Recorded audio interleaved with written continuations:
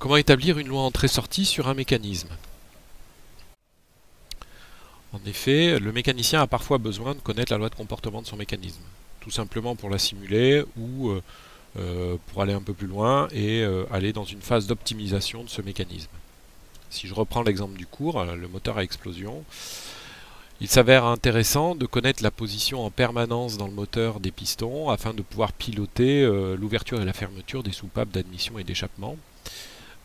Pour cela, nous avons procédé à la modélisation de ce système.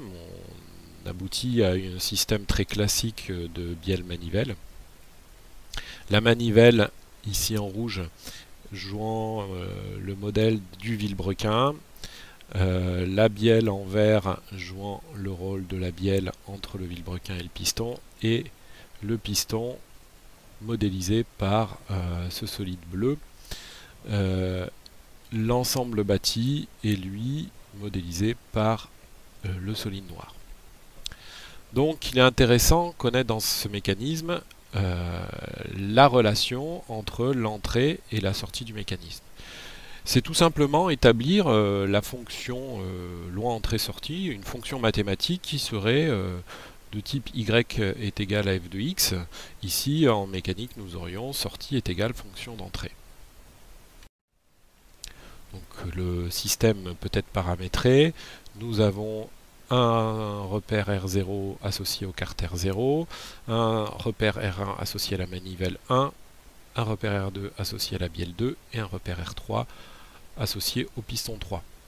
On s'aperçoit que le repère 3 et le repère 0 sont quasi identiques, l'un étant simplement en translation par rapport à l'autre. Z0 égale Z3, Y0 égale Y3 et X0 égale X3. On pourra utiliser qu'un seul repère plutôt que les deux pour simplifier notre étude.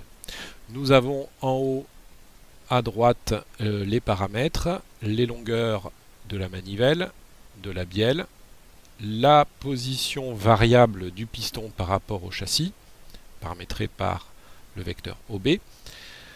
On a paramétré la liaison pivot entre 1 et 0 par un angle θ01, la pivot suivante entre 1 et 2 par θ12, et la dernière pivot entre 2 et 3 par θ32 ou θ02, vu qu'on a vu que les solides 0 et 3, notamment avec leurs repères, peuvent être assimilés l'un à l'autre. Donc nous obtenons ce paramétrage complet du mécanisme. Ici dans notre moteur, l'explosion provoque la translation du piston, donc le mouvement d'entrée c'est lambda 30, et va provoquer en bout de mécanisme la rotation du vilebrequin, c'est-à-dire de la manivelle 1. Donc le paramètre lié au mouvement de la manivelle 1, qui est une rotation, est l'angle θ10. Donc ici, établir la loi entrée-sortie sur ce mécanisme revient à établir θ10, qui est la sortie, est égal à fonction de θ30. Donc il faudra qu'on ait une fonction où on exprime θ10 uniquement en fonction de lambda 30. Pour cela, nous allons utiliser un outil mathématique qui est la fermeture géométrique. La fermeture géométrique est une somme de vecteurs partant d'un point revenant à ce même point dont l'égalité est nulle. Donc ici, sur notre mécanisme, nous pouvons très bien faire cette fermeture, une espèce de boucle vectorielle, en partant de haut, en passant par A, en allant à B et en revenant à haut. Voilà. Nous avons fait une boucle vectorielle, une fermeture vectorielle. Nous partons du point haut, nous revenons au point haut. Ce vecteur-là est égal à vecteur nul. Donc je peux l'écrire sous forme vectorielle. OA plus AB plus BO égale 0. Nous pouvons aussi voir cette fermeture sur notre graphe de liaison, où nous exploitons la boucle du graphe de liaison, OA, AB, B étant commun aux deux liaisons, ici je fais du surplace et je reviens vers O. Ici aussi on a fait une boucle. Si je regarde les paramètres de mon mécanisme, qui m'étaient donnés préalablement, je peux tout à fait remplacer ces trois valeurs par les valeurs de l'énoncé du paramétrage. Attention, ici, j'ai besoin de BO, l'énoncé me donne du OB, donc il faudra bien faire apparaître le signe moins au moment de la prise en compte des paramètres du mécanisme.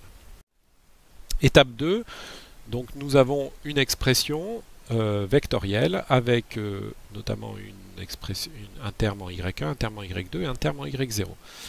Pour pouvoir manipuler cette expression et en faire quelque chose, il va falloir que je bascule dans un repère unique. La question est quel repère? Qui dit projection dit utilisation des figures planes que nous avons vues dans une précédente vidéo.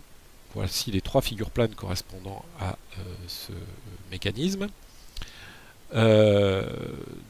Pour choisir le repère dans lequel nous allons basculer, nous pouvons regarder particulièrement les figures planes et regarder quel est le repère qui revient très régulièrement en référence. Ici, nous voyons que dans la première figure plane et dans la troisième figure plane, le repère x0, y0, z0 est en référence.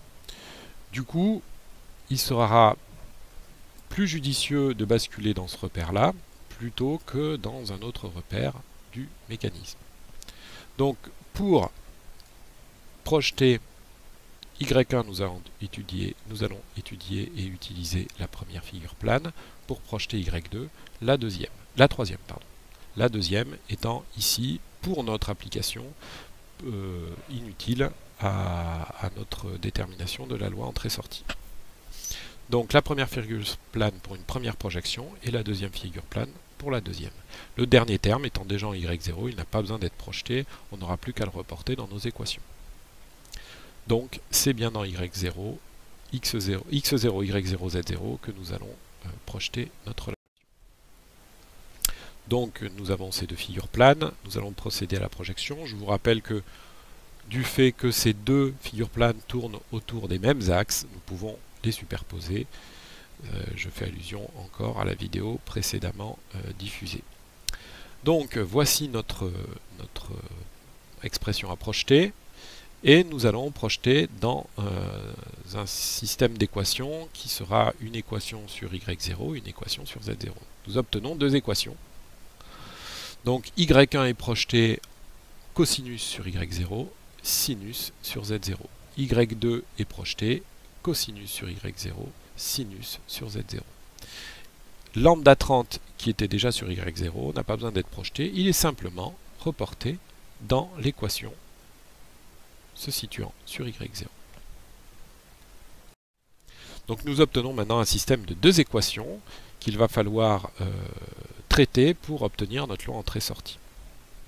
Notre loi entrée-sortie, c'était à déterminer, c'était θ10 fonction de lambda 30. Ça veut dire qu'il faut que j'ai une relation entre θ10 et lambda 30. Donc il y a un paramètre dans mon système d'équations que je ne vais pas exploiter, même qu'il faut que je me débarrasse. C'est le θ02. Effectivement, à aucun moment dans ma loi entrée-sortie, je fais état de θ02. Donc ça sera le paramètre à éliminer.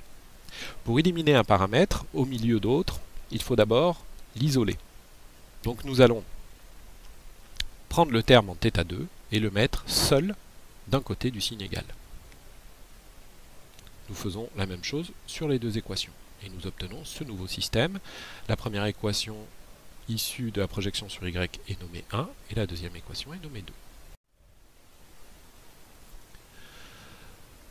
À partir de là, pour éliminer l'angle θ2, nous allons nous appuyer sur une relation mathématique qui dit que cosinus carré plus sinus carré d'un angle est égal à 1. Donc nous allons élever au carré les 2 expressions, l'expression 1 et l'expression 2, terme à terme. Nous obtenons ce système d'équations. Attention ici à bien respecter l'identité remarquable. Et puis nous allons additionner les 2 équations. Donc nous additionnerons les 2 parties du même côté du signe égal ensemble, et les 2 autres également une addition de l'autre côté du signe égal. Nous obtenons cette relation-là,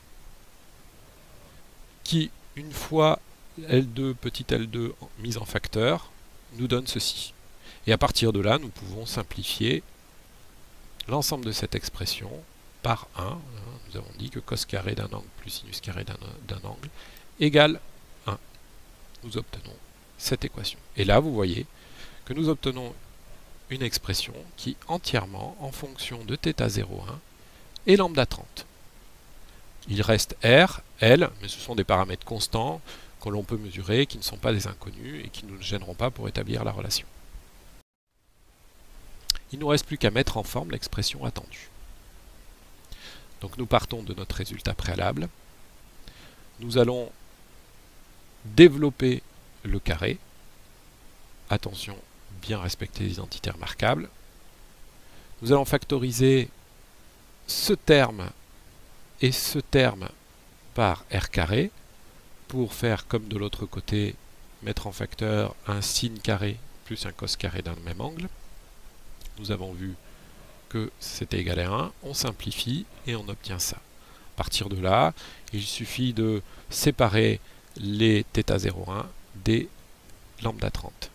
Donc on isole θ01, on peut isoler le cos en faisant passer notamment R2 de ce côté, lambda 30 de ce côté, et puis le facteur qui est devant cos θ1 au dénominateur. Nous obtenons cette relation et nous pouvons finaliser l'expression en isolant cette fois uniquement le θ01 de son cosinus. Donc, je vous rappelle, l'objectif c'était de déterminer θ10 en fonction de lambda 30. Et bien, c'est ce que nous avons réussi à faire. Petite synthèse de cette vidéo. En fait, pour établir la loi entrée-sortie, la principale difficulté, ce n'est pas de projeter, ce n'est pas de simplifier l'expression, c'est d'arriver à identifier le paramètre éliminé et de trouver une technique pour s'en débarrasser. La première méthode, nous l'avons vu dans cette vidéo, c'était de s'appuyer sur l'élimination. Donc nous voulions éliminer un angle, il fallait s'appuyer sur la relation cos de cet angle, cos carré de cet angle plus sinus carré de cet angle égale 1. Donc nous faisions 1 carré plus 2 carré, et nous arrivions à simplifier et à faire disparaître le θ2. Il y a une deuxième méthode, quand vous avez besoin de simplifier la partie qui est devant le cosinus. Ça peut arriver sur certains calculs. Donc ici, il ne faut plus établir un 1 carré plus 2 carré, mais on va faire autrement. Donc ici, la relation à établir, ça aurait été la relation entre l'angle alpha et puis l'angle bêta. Donc il faut faire disparaître lambda. Ici, nous allons faire 2 divisé par 1. Nous allons nous appuyer sur la relation sinus sur cosinus est égal à tangente alpha. Donc nous faisons le deuxième terme divisé par le premier. Nous obtenons ici. Et ça, une fois que nous pouvons le simplifier, le lambda disparaît de chaque côté et le sin sur cos devient tangente alpha.